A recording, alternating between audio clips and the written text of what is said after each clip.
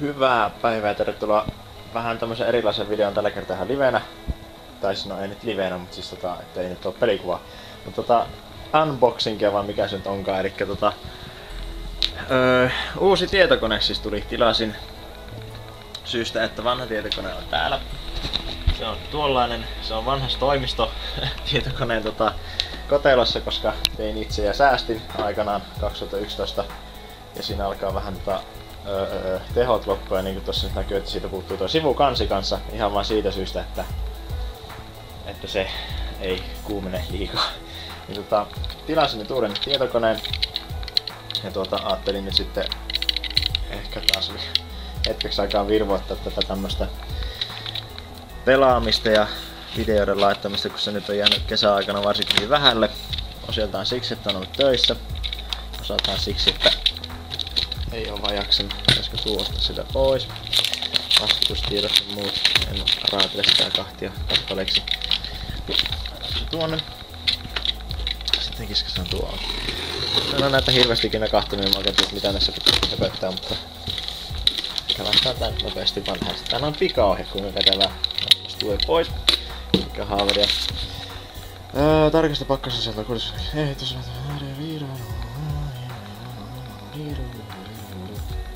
Jos.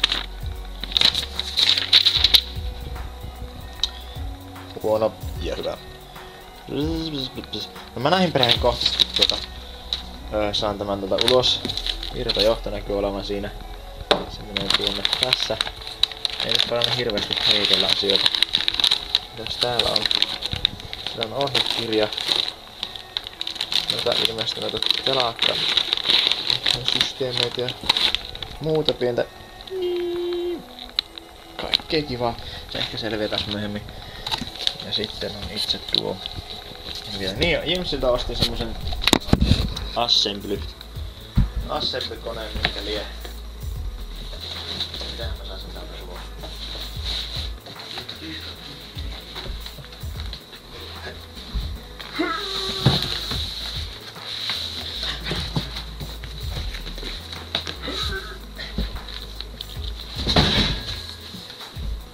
Näin.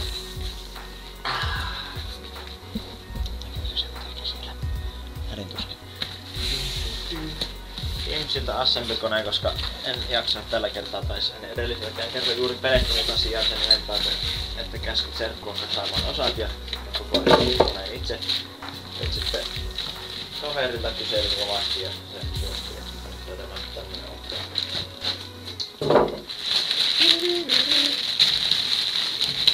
Ihan onhan tämä nyt näpäkämmän näköinen kuin tuo edellinen, tämän hetkinen värkki. Siellä on tuolla pohjassa lukee huom. Kuulosvariaisessa prosessi ennen koneen käynnistämistä. Elikkäs siinä lukee tuommoiset ja tuommoiset. Varmaan löytyy Jimsin sivulta, jos on kiinnostaa. Se on niitä ihan niitä peruskoneita. Tää näköjään väärinpäin.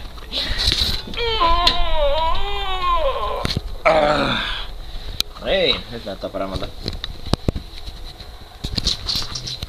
Siis tämä on ihan mustalooda. Täällä on teippi ja liittymiä. Kaikki muodollinen. Ja mitäs muuta? Tällä kertaa mä pistän sen kaseksen, pistän sen asentumaan ja sitten ehkä perehdymme siellä lisää. Ellei nyt sitten täältä kurkita ensin, että mitä täältä löytyy. Jims. Asennusmediaa. Tarroja. Raakoita ja kaikkea muuta kivaa. Vararuuveja tai sitten laillisia ruuveja. Tuon siihen. Ja tämä on tää. Täällä on vielä. Siinä on se asennusmedia. Mä joku on tossa gigantikku vielä kaupan päällä. Jos niitä vielä joku käyttää, minä käytän. Täällä on vielä joku.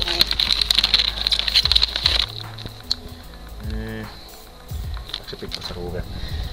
En rupea niitä sen enempää kahtelemaan, kun ei kiinnosta. Joo, nyt kun tosissaan avasin noin kyllä, niin tää nyt on pieni pehmus täällä sisällä, että ihan hyvä, että kiestais varoitteet, että ottaa sen pois sieltä ennen kuin pistää käyntiin.